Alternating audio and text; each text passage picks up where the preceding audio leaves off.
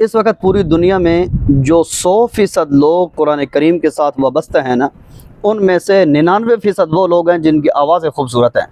सिर्फ़ 1% वो लोग हैं जिनका मकसूद रज़ा इलाही है। कोई अपने वालिदैन के साले सवाब के लिए रोज़ाना पढ़ता है, कोई अल्लाह की मोहब्बत में, कोई किसी वजह से भी। सिर्फ़ 1% वो लोग हैं, ठीक है। वरना कसीर तादाद वो होती है जिन लोगों की आवाज़ें खूबसूरत नहीं होती। वो कुरान करीम को टाइम के साथ अपनी मजबूरियों को देखते हुए आज़रा ज़िंदगी कुरान करीम को भुला देते हैं। अगर आप ख़ुद भी कुरान करीम के साथ वाबस्ता हैं और इसको मुस्तकिल याद रखना चाहते हैं, अपनी आवाज़ पे मेहनत कीजिए। इंशाअल्लाह रोज़ाना आवाज़ों के साथ खेलते हुए, इंशाअल्लाह रोज़ाना अपनी आवाज़ों के चस्के में आप उतनी मंजिल पढ़ जाएंगे जितना गैर हाफिज़ महीनों में भी नहीं पढ़ता।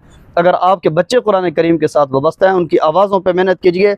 जो काम आपके बच्चे सालों में न कर सके, इस बंदा नाचीज़ के तोहफ़े को आज़माइए, वो दिनों में करेंगे इंशाअल्लाह।